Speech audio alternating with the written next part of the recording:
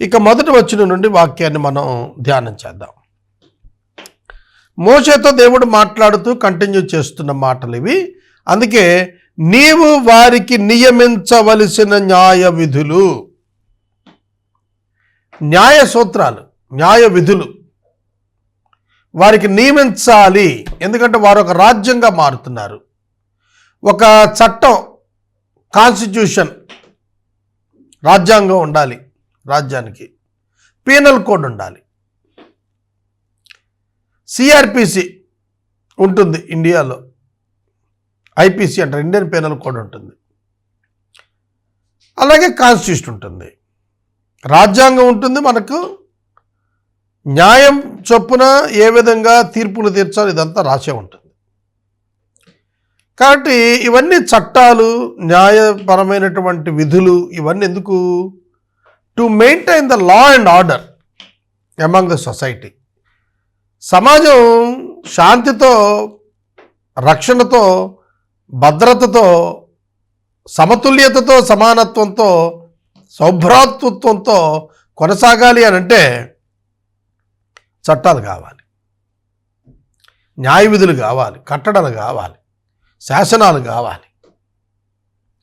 మనకు కూడాను ప్రధానమైనటువంటివిగా మనకు executive level, legislature level and judiciary level, ఈ మూడు కూడా భారతదేశంలో కార్యనిర్వహణ చేసేటువంటి శాఖ ఒకటైతే, శాసనాలను నిర్మాణం చేసే శాఖ మరొకటైతే, న్యాయపరమైన అంశాలు పరిశీలించేటువంటి శాఖ మరొకటి.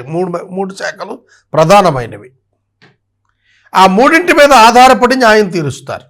ఆ మూడు లేకపోతే పరిపాలన సాగదు.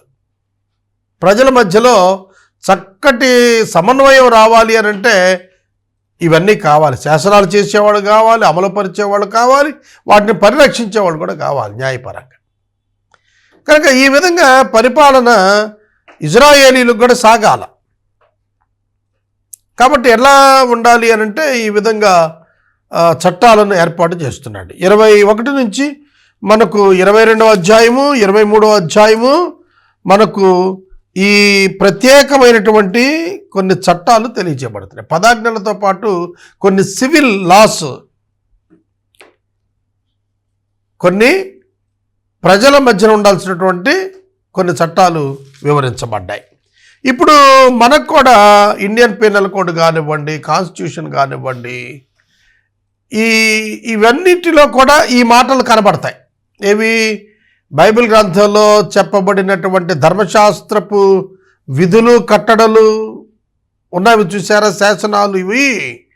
ఇవి బ్రిటిష్ లాలో ఇంప్లీడ్ చేయబడ్డాయి. అత్యధిక శాతం బైబిల్ నుంచే బ్రిటిష్ లాలో తీసుకున్నారు. ఆ బ్రిటిష్ లా నుండి ఇండియన్ లా కూడాను కొన్ని సూత్రాలు అందులోంచి తీసుకుని వీళ్ళు కూడా నిర్మాణం చేశారు. అందుకనే బైబిల్ బాగా అర్థమైతే, బైబిల్లోని చట్టం అర్థమైతే మనకు దేశంలోని న్యాయ వ్యవస్థ మీద ఒక అవగాహన మనకు చక్కగా ఏర్పడుతుంది. మన చట్టాలు, ఇండియాలో ఉన్నటువంటి చట్టాలు కూడా బైబిల్ బేస్డ్ ప్రిన్సిపల్స్ మీద నిర్మాణం చేయబడిన అనేది మనకు బైబిల్ చదివినప్పుడు అర్థమవుతుంది. మొదటి వచనం, నీవు వారికి నియమించవలసిన న్యాయ విధులు ఏమిటి అనగా, నీవు హెబ్రీయుడైన దాసుని కొనిన ఎడల వాడు 6 సంవత్సరాలు దాసుడై ఉంటాడు. 7వ సంవత్సరమున వాడు ఏమీ ఇయ్యకయే నిన్ను విడిచి స్వతంత్రుడవుతాడు. చూడండి, ఒక దాసుడు, వాడు హెబ్రీకి సంబంధించిన వాడు. ఇప్పుడంటే మనకు ఎంప్లాయ్మెంట్ సిస్టమ్ వచ్చింది, శాలరీస్ సిస్టమ్ వచ్చింది, ఇండిపెండెంట్ ఫ్యామిలీస్, కల్చర్స్ అన్నీ వచ్చేసాయి. ఒకప్పుడు జాయింట్ ఫ్యామిలీస్ ఉండేవి. ఒకప్పుడు సొసైటీలో జాతులుగా బ్రతుకటం అనేది ఉండేది. ఇండివిజువల్గా దాస్యంలోనికి వెళ్ళి పనిచేస్తుండేవాళ్ళు. ఇప్పుడైతే ఎంప్లాయ్మెంట్ అంటున్నాము, కాంట్రాక్ట్ లేబర్ అంటున్నాము. సో ఇప్పుడున్నటువంటి సిస్టమ్ అంతా కూడా మనకు డెమోక్రటిక్ వేలో మనం వీటన్నిటిని ఆచరించుకుంటున్నాం ఇండియాలో. అయితే ఆనాడు ఉన్నటువంటి పరిస్థితులను బట్టి ఒకడు ల్యాండ్ లార్డ్ ఉన్నాడు అనుకోండి, వాడికి దాసులు కావాలి, పనివాళ్ళు కావాలి. పర్మనెంట్ లేబర్ని తీసుకోవటానికి లేదా బాండెడ్ లేబర్గా కొంతకాలానికి వారిని వినియోగించుకోవటానికి ఇప్పుడు ఎట్లయితే కాంట్రాక్ట్లో ఉద్యోగాలు ఇస్తూ పర్టికులర్గా పనిని చేయించుకుంటున్నారో ఆ రోజులలో కూడాను ఈ దాసులను ఏర్పాటు చేసుకునే సిస్టమ్ బానిసలుగా కొనుక్కోవటంలో ఏర్పడి ఉండేది. యాక్చువల్గా బానిసల వ్యాపారం చాలా భయంకరమైనటువంటి తీవ్రమైనటువంటిదిగా మనకు చరిత్ర సాక్ష్యం ఇస్తుంది. మనుషులు ఎత్తుకెళ్ళిపోయి కూడా అమ్మేసుకుని భయంకరమైన పరిస్థితులు ఉండేవి. కొన్ని సందర్భాల్లో ఎక్స్ప్లాయిటేషన్ ఆఫ్ వర్కర్స్ ఉండేవి.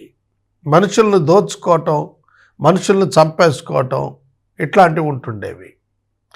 అమెరికా దేశం యొక్క చరిత్రలో మనం చూస్తే ఈ బానిస వ్యాపారం మీద చాలా పెద్ద పోరాటమే జరిగింది.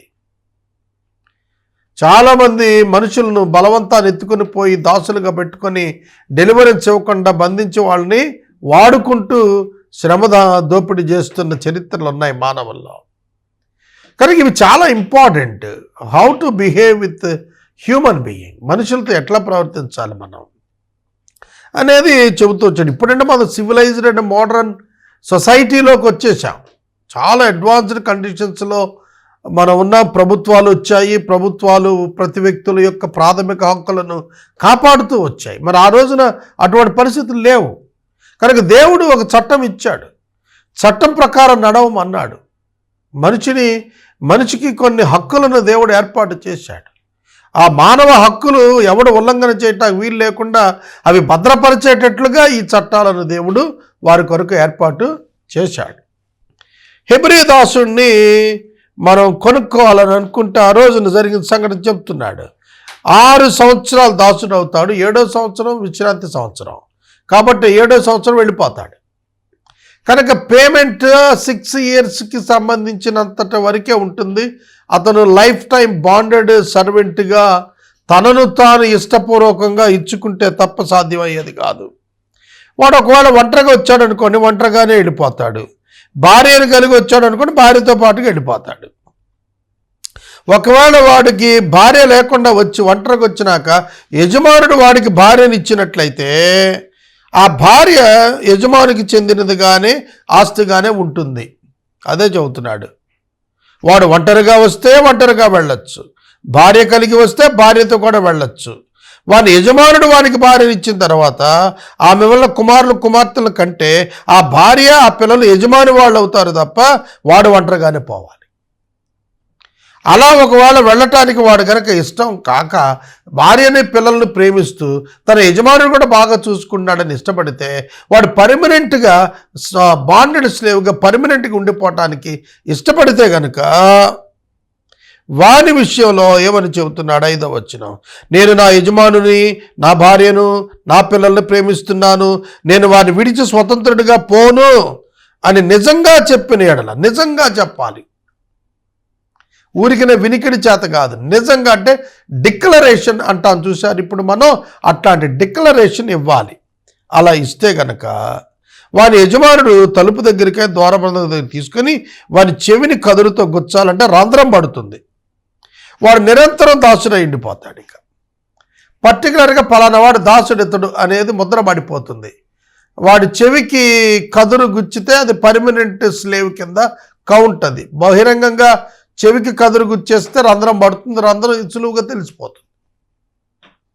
చూడండి, బ్యాంకు వాళ్ళు లోన్స్ ఇస్తున్నప్పుడు ఈ పశువుల చెవులు పైన భాగాలు కత్తిరిస్తారు. అంటే అది once sold for bank loan purpose అనేది అర్థమైపోతుంది మార్కెట్లో. చెవి పైన అట్లా కత్తిరించింది దాన్ని ఇంకొక బ్యాంకు లోన్లోకి తీసుకురావటానికి వీలు లేదు. కనుక సమ్ సింబల్స్ ఆర్ అరేంజింగ్, కొన్ని గుర్తులు ఏర్పాటు చేస్తున్నాడు అన్నమాట. కనుక ఎంప్లాయ్మెంట్ పర్పస్లో ఆ రోజున ఆ విధమైనటువంటి సిస్టమ్ ఉన్నది. ఇప్పుడు మనం అనుకోండి, ఉదయాన్నే 10 గంటలకు వచ్చి సాయంకాలం 5 గంటల వరకు పర్టికులర్గా ఈ పని చేసి ఇంత లంచ్ బ్రేక్ తీసుకొని వెళ్ళటానికి ఇంత అమౌంట్, ఇంత కాలానికి మేము పనిచేస్తామని ఒక అగ్రిమెంట్ ఉంటుంది. ఇది ఇప్పటి సిస్టము.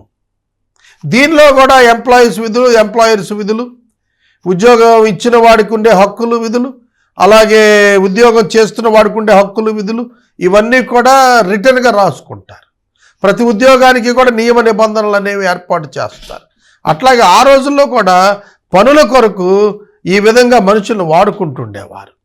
కన్స్ట్రక్షన్కి ఒక రకమైనటువంటి సిస్టము, అలాగే అగ్రికల్చరల్కి ఒక రకమైనటువంటి సిస్టము కొనసాగినట్లుగా, అలాగే క్రాప్స్ డిఫరెంట్ క్రాప్స్కి డిఫరెంట్ సిస్టమ్స్ కొనసాగినట్లుగా కూడా మనకు బైబిల్ ఆధారాలు కనిపిస్తాయి. 7వ వచనం, ఇక మెయిడ్ సర్వెంట్ ఆర్ వైఫ్ గురించి ఏంటి విషయం.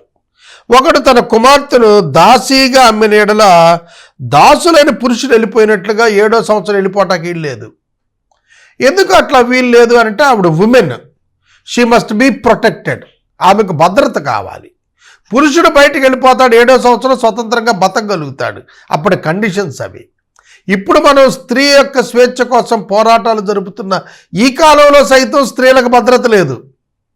ఇప్పటికీ ప్రతి గంటకో నిమిషానికో 4 స్త్రీలు రేపుకో బాధించబడుతున్నారనో స్టాటిస్టిక్స్ వస్తున్న వరల్డ్ వైడ్ మనం చూస్తున్నప్పుడు. కాబట్టి స్త్రీకి భద్రత కొదవైనటువంటి దినాలు కనుక, ఇప్పుడే కొదవైందంటే అప్పుడు ఇంకా పరిస్థితులు చూడండి. కాబట్టి ఆవిడ దాసురాలుగా అమ్మబడి అక్కడ 6 సంవత్సరాలు అయినాక 7వ సంవత్సరం వెళ్ళిపోవటానికి ఇల్లేదు. ఆవిడ యజమానుని ఇంటే ఉండి భద్రత పొందొచ్చు, అదే చెబుతున్నాడు. వెళ్ళిపోకూడదు ఆవిడ. దానిని ప్రదానం చేసుకుని యజమానుని దృష్టికి అది ఇష్టదాలు కాకపోతే అది విడిపించబడేటట్లు అవకాశం ఇవ్వాలి. దాన్ని వంచినందున అన్ని జనులకు దాన్ని అమ్మటానికి వానికి అధికారం లేదు. ఒకవేళ ఆ స్త్రీని కనుక ప్రదానం చేసుకుని ఆమెను శారీరకంగా అనుభవించినటువంటి యజమానుడు ఉంటే ఆమెను అన్యురాలు అమ్మినట్టుగా అమ్మేయటానికి వీల్లేదు.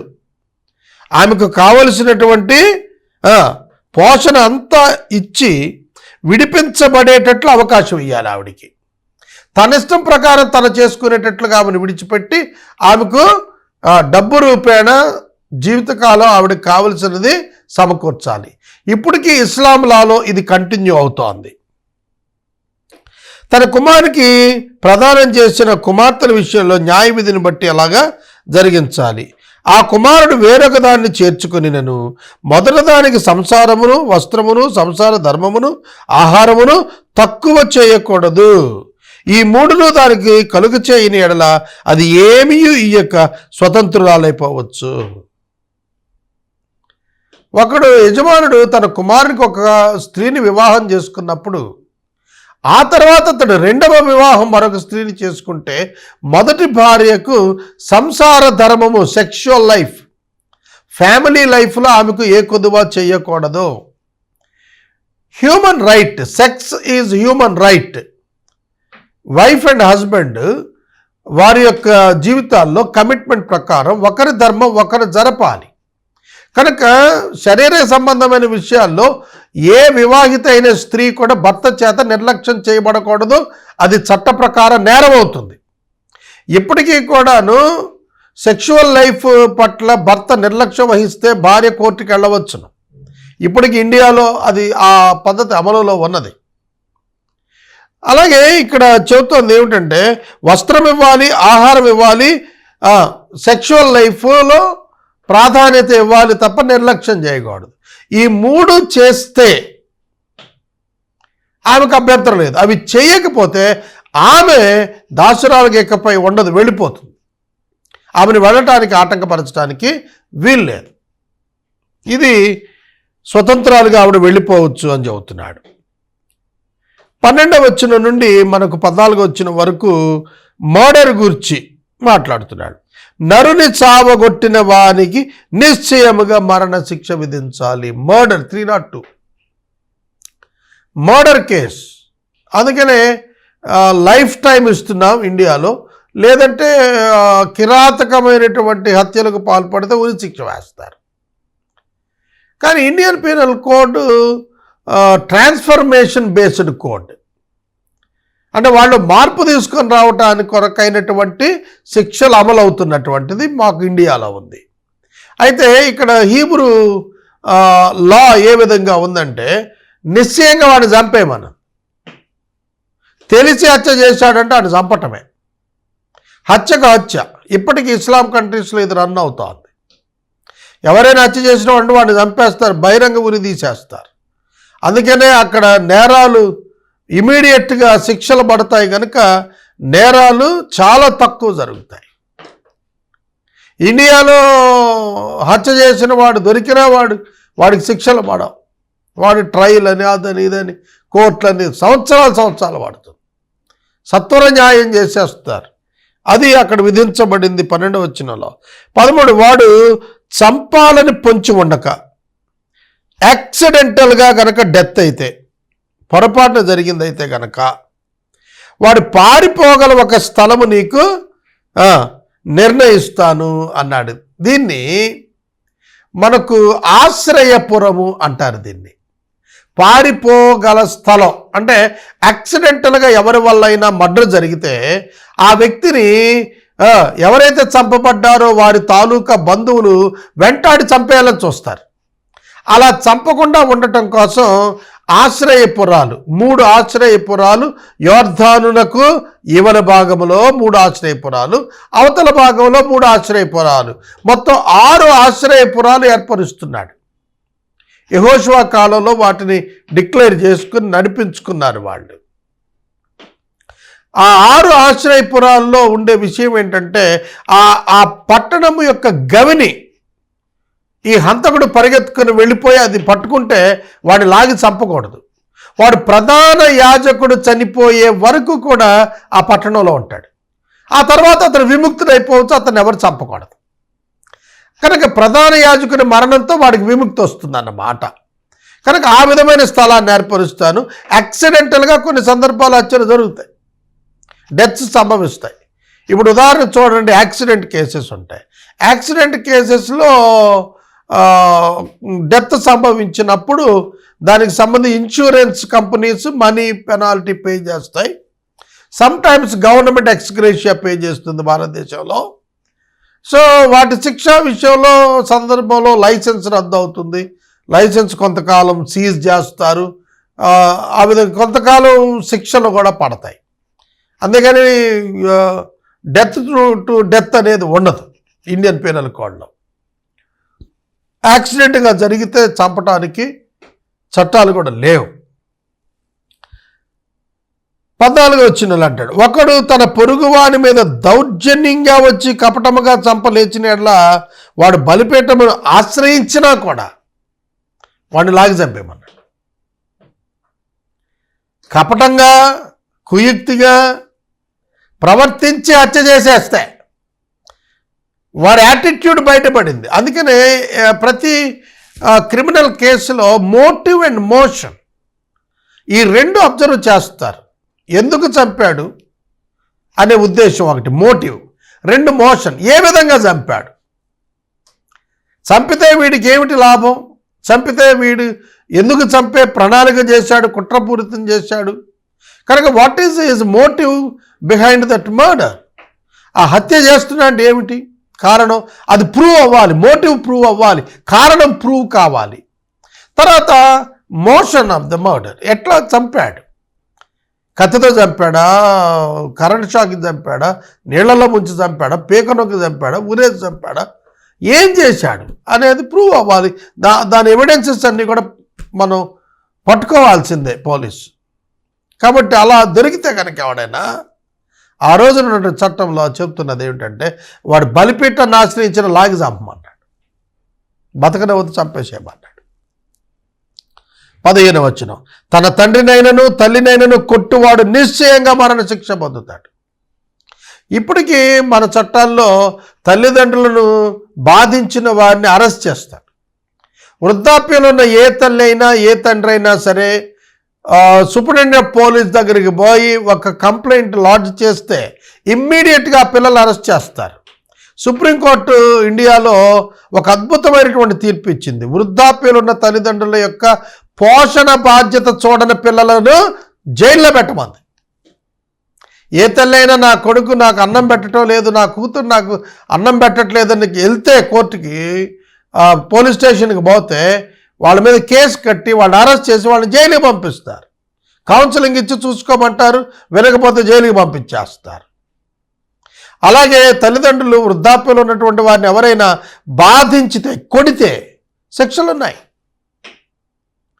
మనం ఇవన్నీ సమాజంలో సాధారణంగా ఎంచుతున్నాం, కానీ ఎంత భద్రత దేవుడు ఆ రోజుల్లోనే ఏర్పాటు చేశాడు. వృద్ధుల విషయంలో, స్త్రీల విషయంలో, బాలికల విషయంలో ఎన్ని చట్టాలు దేవుడు ఆ రోజుల్లోనే తీసుకొచ్చాడు. లేబర్ విషయంలో, పేదల విషయంలో ఎంత చక్కటి మాటలు ఆ రోజుల్లో లా అండ్ ఆర్డర్ సంరక్షించటం కొరకు దేవుడు ఏర్పాటు చేశాడండి.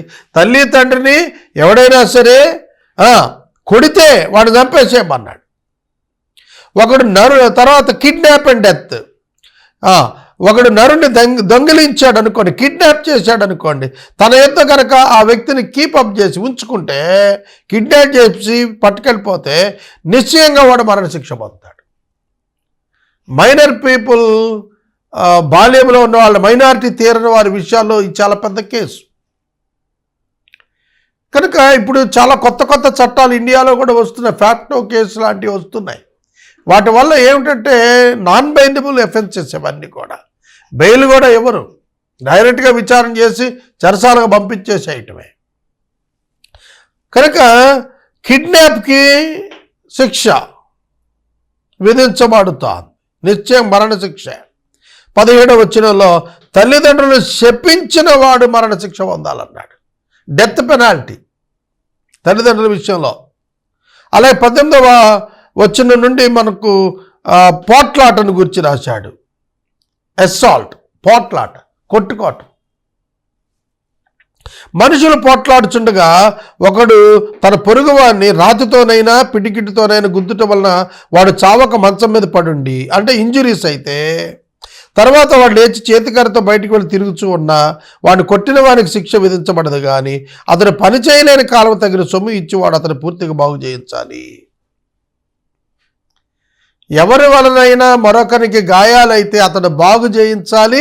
అతడు పనికి వెళ్ళే వరకు అతనికి కావలసిన జీతభత్యం అతనికి ప్రొవైడ్ చేయాలి. ఇప్పటికీ అమల్లో ఉంది. అనేక మంది పెద్ద మనుషులు సెటిల్మెంట్స్ చేస్తుంటారు. ఆ సెటిల్మెంట్స్ అంటే సమన్వయపరిచి సమాధానపరుస్తూ ఉంటారు. అటువంటప్పుడు ఇది అప్లై చేస్తుంటారు వాళ్ళకి కూడాను. ఎవరైనా ఇద్దరు కొట్టుకున్నారనుకోండి, వారిద్దరిని మధ్యన కూర్చోబెట్టి రాజీ చేసి వారి వైద్యానికి మరియు వారి పనికి వెళ్ళలేని కాలానికి భోజనం కొరకు వారికి డబ్బు ఇప్పిస్తారు. తద్వారా వారి మధ్యన సమాధానం వచ్చేస్తుంది, రాజీ కుదురుతుంది. అదే ఇక్కడ చెప్తున్నాడు. 20వ వచనంలో సేవకునికైన గాయాలు, ఒకడు తన దాసినైనా చచ్చేటట్టు కర్రతో కొడితే నిశ్చయంగా ప్రతిదండన పొందుతాడు. అయితే వాడు 1-2 దినాలు బ్రతికిన ఎడల ఆ ప్రతిదండన అతను పొందడు, వాడు అతను సొమ్మే కదా. నరులు పోట్లాడుచుండగా గర్భవతి అయిన స్త్రీకి, గర్భిణీ స్త్రీ విషయంలో కూడా ప్రత్యేకమైన చట్టం. నరులు పోట్లాడుకుంటున్నప్పుడు గర్భవతి అయిన స్త్రీకి దెబ్బ తగిలి గర్భపాతం, అంటే ఆమె యొక్క గర్భం విచ్ఛిన్నమైతే గనక మరి ఏ హాని రానిలో హాని చేసినవాడు ఆ స్త్రీ పెనిమిటి వాని మీద మోపిన నష్టం ఇచ్చుకోవాలి, న్యాయాధిపతులు తీర్మానించినట్లు చెల్లించాలి.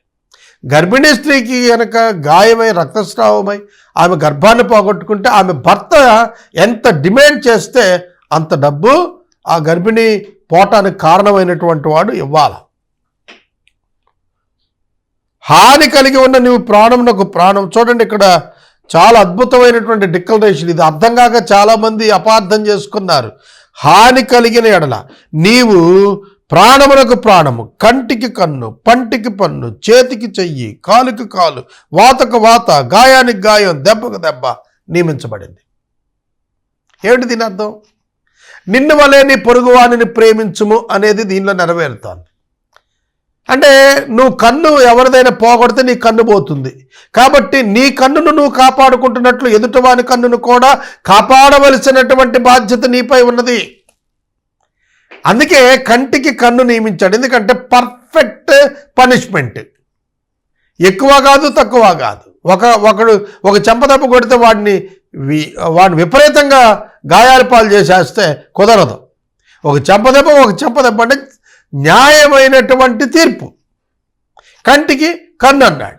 కానీ నీ పొరుగువాడు నువ్వు ప్రేమించాల్సిందే. ఎందుకంటే అతని కన్ను పరిరక్షించబడితేనే నీ కన్ను నువ్వు కాపాడుకోగలుగుతావు. లేకపోతే అతని కన్ను పోయిందంటే దాని అర్థం నీ కన్ను కూడా పోతుంది. కాబట్టి ప్రేమతో కూడినటువంటిదిగా ధర్మశాస్త్రం నిర్మాణం చేయబడిందని మనకు అర్థమవుతుంది. ఇక 26వ వచనం, ఒకడు దాసుని కన్నైనను దాసి కన్నైనను పోగొడితే ఆ కంటి హానిని బట్టి వారిని స్వతంత్రులుగా వెళ్ళిపోయేటట్లుగా, అంటే తను వారిని కొనుక్కున్నాడు అనేది కాకుండా వారి హక్కులు పోతాయి. యజమానుడు తన హక్కు పోగొట్టుకుంటాడు. కన్ను కానీ పన్ను కానీ పోగొట్టుకున్నటువంటి పనివాడు స్వతంత్రుడు అయిపోతాడు.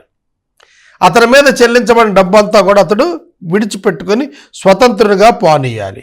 వాడు తన దాసుని దాసి పళ్ళైన ఓడగొడితే ఆ పంట నిమిత్తం వారిని స్వతంత్రులుగా పోనివ్వాలి. కన్నైనా పన్నైనా ఈ రెండింటికి కూడా స్వతంత్రంగా సేవకుల్ని విడిచిపెట్టేయాలి తప్ప వారిని బాధించకూడదు. ఇక 28వ వచనం దగ్గర నుండి ఆస్తికి సంబంధించినటువంటి నష్టాలను గురించి మాట్లాడుతున్నాడు. చూడండి, 21వ అధ్యాయము 28వ వచనము మొదలుకొని మనకు 36వ వచనము వరకు కూడా కొన్ని సివిల్ లాస్, 7 రకాల సివిల్ లాస్లో 2 రకాలు ఇక్కడ మనకు ప్రత్యేకంగా చెప్పబడ్డాయి 21వ అధ్యాయంలో. చూడండి, 28వ వచనము మొదలుకొని 32వ వచనము వరకు penalties to owners of mean action, ఎద్దులకు సంబంధించినటువంటి నష్టాలు లేదా ఎద్దు వలన జరిగినటువంటి నష్టాలకు కూడా పరిక్రయము ఏ విధంగా ఉండాలనేది చెప్పాడు. తర్వాత 33వ వచనం నుండి 36వ వచనం వరకు పెనాల్టీ ఫర్ కేర్లెస్నెస్, నిర్లక్ష్యంగా ఉన్నందుకు ఇతరులకు కలిగిన ఆస్తి నష్టాలకు ఏ విధమైనటువంటి చెల్లింపులు చేయాలో చెప్పాడు. 28వ వచనం, ఎద్దు పురుషునైనా స్త్రీనైనా చావబడిస్తే నిశ్చయంగా ఆ ఎద్దును రాళ్ళతో కొట్టి చంపాలి. దాని మాంసం తినకూడదు. అయితే ఆ ఎద్దు యజమాని నిర్దోషి అవుతాడు. ఎద్దు చంపితే యజమానుడు దోషం కాదు. ఎద్దు పొడుస్తుంది దాని లక్షణం అని తెలిసిన తర్వాత యజమానుడు దాన్ని కట్టడి చేసుకోకపోతే అప్పుడు ఎద్దు వెళ్ళి ఎవరినైనా చంపితే ఏం చేయాలి? అయితే ఆ ఎద్దు అంతకుముందు పొడుచున్నది అని దాని యజమానికి తెలిసి వాడు దాన్ని భద్రం చేయకపోవటం వల్ల అది పురుషుని స్త్రీని చంపితే ఆ ఎద్దును రాళ్లతో చావగొట్టాలి, దాని యజమానుడిని కూడా చావగొట్టాలి. చూడండి, వానికి పరిక్రయ ధనము నియమించబడిన వారికి నియమించబడిన అన్నిటి ప్రకారం తన ప్రాణ విమోచన నిమిత్తం ధనాన్ని చెల్లించాలి. అది కుమారుని పొడిచిన కుమార్తెను పొడిచిన ఆ విధంగానే చెయ్యాలి. ఆ ఎద్దు దాసును పొడిచిన వారి యజమానునికి 30 తులాలు వెండి చెల్లించాలి. ఆ ఎద్దును రాళ్లతో కొట్టి చంపాలి.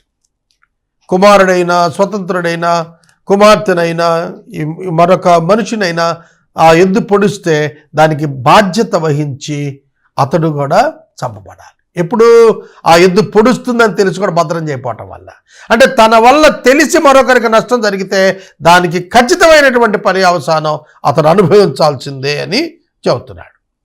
ఇక 33వ వచనం నుండి కేర్లెస్నెస్, ఒకడు గొయ్యి తవ్వాడు, దాని మీద మూత వేయాలి. గొయ్యి తవ్విన తర్వాత అలా గనక ఒకడు గొయ్యి తవ్వి దాన్ని కప్పకపోయినా దానిలో ఎద్దు కానీ గాడిద కానీ పడితే ఆ గోతు యొక్క యజమానుడు ఆ నష్టాన్ని ఇచ్చుకోవాలి. ఎవరైతే నష్టపోయారో వాడికి ఆ నష్టాన్ని ఇవ్వాలి, చచ్చింది వాంది అవుతుంది. ఒకడు వేరొకని ఎద్దును పొడిచి చంపేటట్టుగా చేస్తే బతికి ఉన్న ఎద్దును అమ్మి దాని విలువను పంచుకోవాలి, చచ్చిన ఎద్దును కూడా పంచుకోవాలి. బతికిన ఎద్దు పంచుకోవాలి, చచ్చిన ఎద్దును కూడా పంచుకోవాలి. అయితే అంతకుముందు ఆ ఎద్దు పొడుచున్నదని తెలియబడక దాని యజమానుడు దాన్ని భద్రం చేయని వాడైతే నిశ్చయముగా ఎద్దును ఇవ్వాలి, చచ్చినది వారిదవుతుంది. తెలియక చేస్తే పంచుకోవటం, తెలిసి చేస్తే పూర్తి లాస్ అవటం. చూడండి, ఈ విధంగా మనకు 21వ అధ్యాయం 36 వచనాల్లో ఒక 10 మనుషుల పట్ల చేసే అపరాధాలను గురించి ఆస్తి నష్టం గురించిన దానిలో ఒక 2 చట్టాలు ఇక్కడ రాయటం జరిగింది. ఇక్కడతో మనం 21వ అధ్యాయం ముగించుకున్నాం. ఈ 21వ అధ్యాయంలో మనకు తెలపబడింది ఏమిటంటే సత్వర న్యాయం ఎలా చేయాలి, మనుషుల మధ్య మనుషులకు ఉన్నటువంటి తగాదాలకు క్రైమ్కి పనిష్మెంట్స్ ఏ విధంగా ఇవ్వాలి, వీటి పెనాల్టీస్ ఏ విధంగా ఉండాలి, ఇవన్నీ కూడా చెప్పాడు.